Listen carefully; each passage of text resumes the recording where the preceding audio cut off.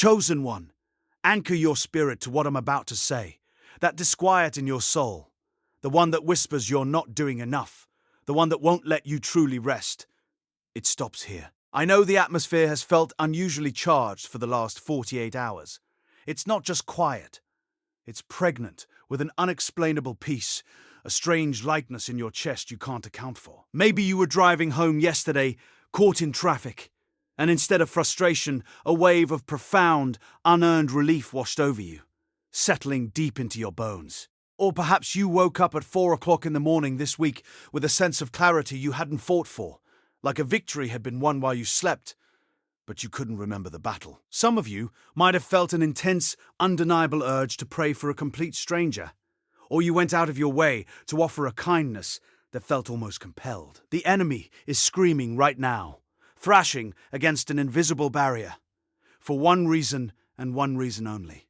He knows what you did without knowing. He knows the ripple effect that's already in motion because of you. It all ends by the time this message concludes.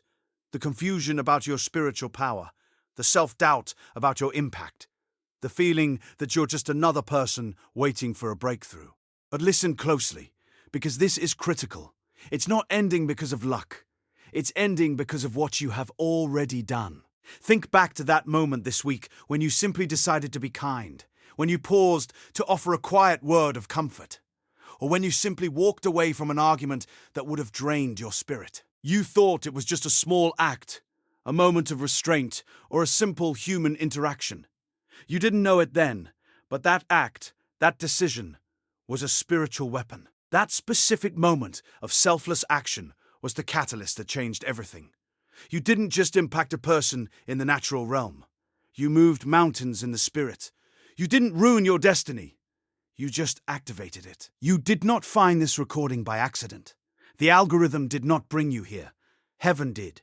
This is a divine appointment, a direct message from the throne room, scheduled before the foundations of the earth to reveal what you accomplished. You are standing at a threshold of understanding your true power. Stay until the very last second of this message, because in the next few minutes, I'm going to pinpoint the exact moment you intervened in a divine assignment.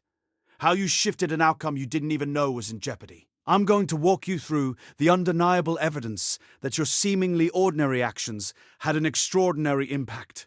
And at the end, we'll seal this revelation with a decree that validates your spiritual authority and silences the accuser forever. Do not click away. Your future self is begging you to listen, because if you leave now, you might accidentally forget the magnitude of your spiritual impact and walk away from the very power that defines you. My name is Zerekiel. I've spent years studying the hidden patterns of the spirit realm, the warfare, the awakening, the weapons most people are never taught to use, and I've walked over 10,000 chosen ones through their moment of breakthrough. If this is your first time here, subscribe and hit the notification bell right now. Not because I need the numbers, but because the next message I release might be the one that was written specifically for the war you're fighting tomorrow. I know what it feels like to live in a void, to feel like your daily existence is mundane, ordinary. And in this void, the enemy has started whispering a very specific lie. Listen to your thoughts. He's telling you that your actions don't truly matter in the grand scheme of things. He's replaying moments from your day where you felt insignificant, where you questioned your purpose, where you told yourself you were just another face in the crowd. The accuser is telling you that you are merely a recipient of spiritual grace, never an agent of it. He's telling you that any spiritual breakthrough you experience is a gift you receive, never a battle you decisively win, or an intervention you make. He's telling you that your hands are tied, that your power is limited, that you haven't done anything truly impactful in the unseen realms. But I need you to hear what the scripture actually says about this moment. Hebrews 13 verse 2 says, "Do not forget to show hospitality to strangers, for by so doing, some people have entertained angels without knowing it." Listen to that promise. Entertained angels without knowing it. The enemy wants you to believe that your acts of kindness, your moments of compassion, your quiet decisions to do good are just small, fleeting gestures. But that is a profound deception. You are not merely a passenger on a spiritual journey. You are a pivotal player. You are not just a recipient of divine protection. You are an active participant in its deployment. The unusual peace you feel, the sense of unburdening you can't explain, is not the weight of punishment. It's the weight of a divine assignment successfully completed. It's the echo of an angel's gratitude resounding through the realms.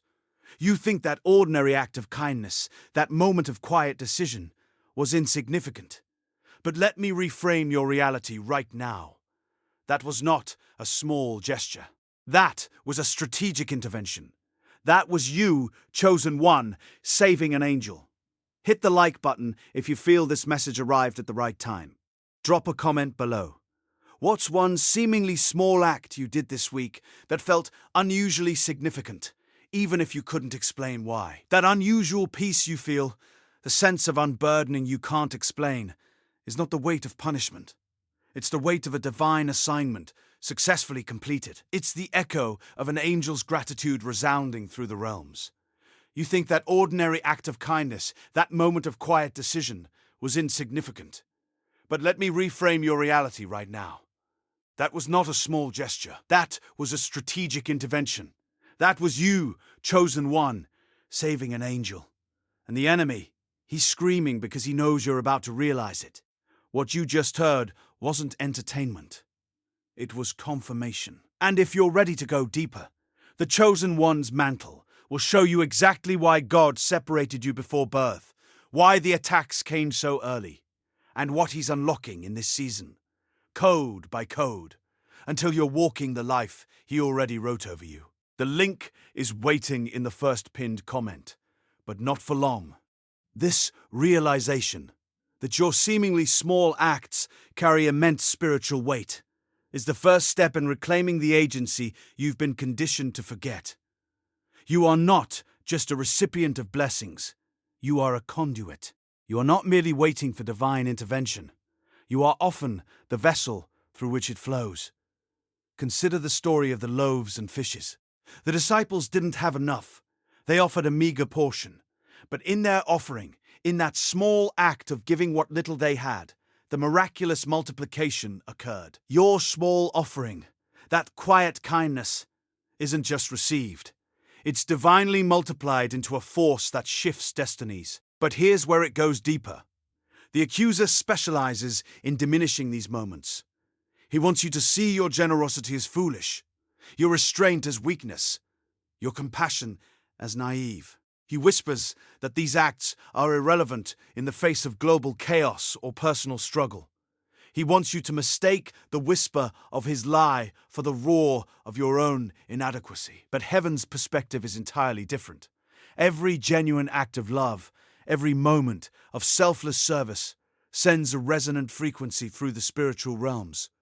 A frequency that breaks chains and aligns realities. This reveals a profound spiritual economy of kindness. You are depositing into an unseen bank, not just earthly favor, but spiritual currency that changes outcomes you might never directly witness. Think of Rahab, a woman in Jericho whose single act of faith and kindness, hiding the Israelite spies, did not just save her own life, but the lives of her entire family. Her one choice altered the trajectory of generations, securing her place in the lineage of Christ. Your choices, right now, are doing the same. Coming up, the one hidden route that stops many from ever seeing this power in their own lives. Now, once you understand that, you're ready for this. That random urge you felt to pray for a stranger. That compelling impulse to offer a quiet word of comfort. That wasn't random at all. That was a divine prompting. An angelic whisper, guiding your hand in a cosmic ballet you couldn't see. You were acting on an assignment, not just an impulse. You were part of a larger celestial strategy, and your willingness to respond was the very key that unlocked the next divine move. This brings us to the real turning point, the weight of unrecognized power. Many of you carry an anointing, a spiritual authority, that feels like a burden because you haven't named it, acknowledged it, or understood its source. That disquiet in your soul, that restlessness, is often not a sign of failure, but the pressure of untapped potential, a spiritual muscle aching to be used. Like Samson, who wielded immense strength, often without full comprehension of its source or purpose. You are exerting spiritual force even when you don't fully realize you are. And just when you think you've grasped it, there's another layer that's been obscured by the noise of the world. Your very body, your physical presence in the mundane, is a sacred vessel, a tool of intervention. The places you walk, the people you encounter, the decisions you make with your hands and feet. These are not merely earthly interactions. They are spiritual intersections. Your kindness in traffic, your patience in the checkout line, your simple presence in a struggling friend's living room. These are deployments of light into dark spaces. Heaven doesn't need grand gestures from you. It needs your consistent, available presence, like the Shunammite woman who simply offered Elisha a room, creating a space for the miraculous to unfold within her own household. But let me challenge you with something. The accuser thrives on the lie of smallness. He wants you to believe that your impact must be proportional to your perceived status, your wealth, your influence. He preaches that God only uses the famous, the eloquent, the powerful. But God's economy is inverse. It's often the hidden, the overlooked, the humble acts that carry the greatest spiritual weight. It was a shepherd boy who defeated a giant, not a seasoned warrior. It was a carpenter's son who changed the world, not a king. Your small is often the exact size heaven needs to move mountains. And here's the part you probably didn't expect: the confrontation zone. The true reason for much of the hesitation and self-doubt isn't humility, but often a subconscious fear of the weight of this power.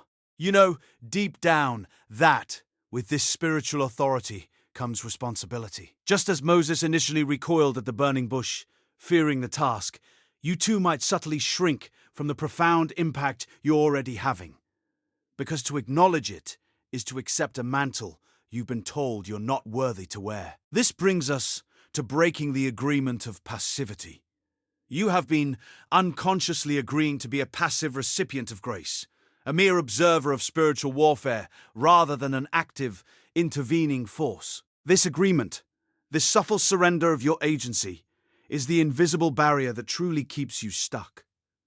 It tells you to wait for a sign, rather than recognizing that you are often the sign. Coming up, the unexpected revelation about who you truly are and why you've been fighting against it. And here's the final truth that shatters everything. Your ordinary is God's extraordinary. The very mundane moments you dismiss, the quiet decisions you make, the small acts of kindness you believe go unnoticed, these are not insignificant. These are the battlegrounds where heaven assigns you victories. Your natural goodness, your inherent compassion, your impulse towards what is right is not merely human virtue. It is a supernatural force at work within you. It's not about doing more. It's about finally seeing, finally recognizing the immense spiritual power that flows through everything you are already doing. Your every step of integrity, every breath of compassion isn't just good behavior. It's spiritual warfare, and you're winning battles you didn't even know you were fighting. Tonight, before you sleep, place your hand on your heart and declare this with me. I am not just a recipient of grace. I am an agent of transformation. I release every lie that diminished my impact, every whisper that questioned my worth. I embrace the profound spiritual power flowing through my everyday choices. I am a pivotal player in divine assignments, and my presence is a force for good in the seen and unseen realms. I activate the authority that has always been mine, and I step into the truth of who I am, a chosen one, a mountain mover, a vessel of heaven's will. My power is acknowledged, my purpose is clear, and my impact is undeniable.